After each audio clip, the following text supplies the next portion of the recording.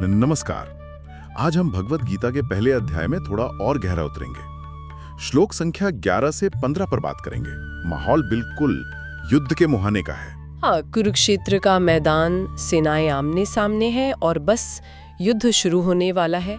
तनाव साफ महसूस हो रहा होगा। बिल्कुल।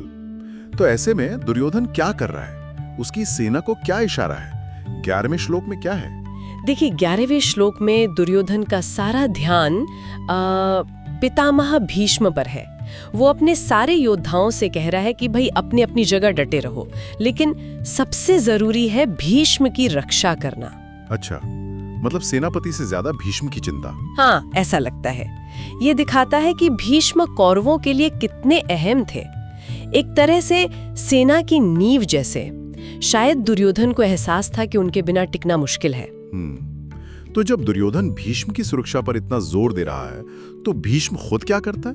उनका पहला कदम क्या होता है? ठीक, इसके बाद 12वें श्लोक में भीष्म प्रतिक्रिया देते हैं। वो कुरुवंश के सबसे बुजुर्ग, सबसे शक्तिशाली योद्धा हैं। वो दुर्योधन का और शायद पूरी सेना का हौसला बढ़ाने के लिए जोर से सिंह गर्जना करते हैं और फिर अपना शंख बजाते हैं। सिंह गर्जना और शंखनाद, मतलब ये सिर्फ जोश भरने के लिए था या कुछ और भी? नहीं, ये सिर्फ हौसला बढ़ाना नहीं था।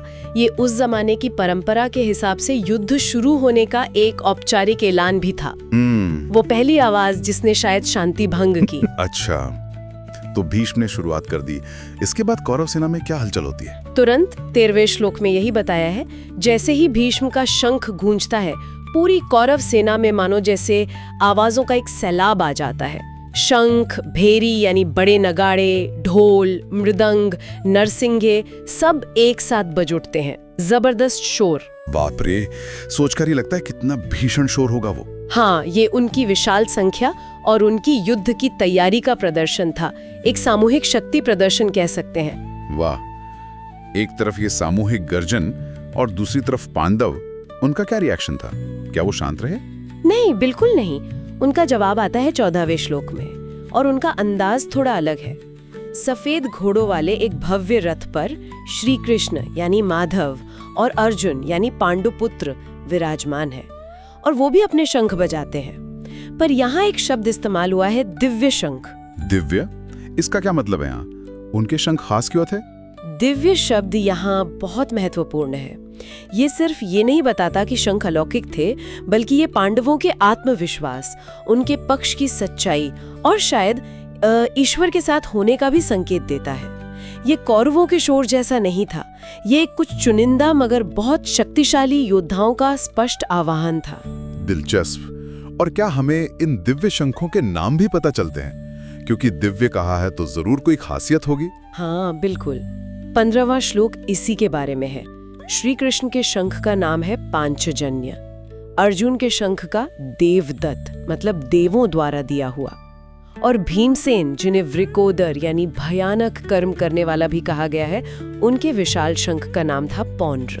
पांचजन्य, देवदत्त, पौंड्र, ये नाम सिर्फ नाम नहीं लगते। सही कहा। ये नाम उन योद्धाओं के चरित्र और उनकी ताकत का प्रतीक है। पांचजन्य कृष्ण की दिव्यता से जुड़ा है, देवदत्त अर्जुन के कौशल और शायद इंद्र से मिले वरदान से, और पौंड्र भीम की, आप कह सकती हैं, प्रचंड शारीरिक शक्ति से। तो ये सिर्फ घोषणा नहीं थी, ये हर योद्धा की अपनी पहचान, अपनी शक्ति का नाद था, कौरवों के सामूहिक शोर से एकदम अलग। तो हमने देखा कि कैसे युद्ध की शुरुआत सिर्फ सेनाओं के खड़े होने से नहीं हुई, बल्कि इन शक्तिशाली आवाजों से हुई।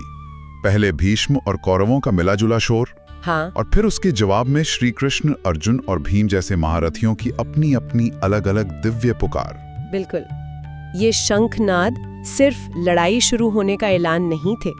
ये मैदान में गूंजने वाली पहली आवाजें थीं जो बता रही थीं कि आगे क्या होने वाला है। ये दोनों पक्षों के स्वभाव, उनकी ताकत, उनके इरादे सब कुछ जाहिर कर रही थीं, और यहीं से वो माहौल बनता है जिसमें आगे अर्जुन का द्वंद्व सामने आएगा।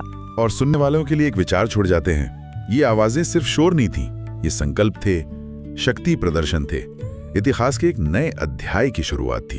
तो सोचिए, क्या एकजुट होकर मचाया गया शोर ज्यादा असरदार होता है, या फिर कुछ खास, केंद्रित और दिव्य आवाजों की पुकार में ज्यादा दम होता है?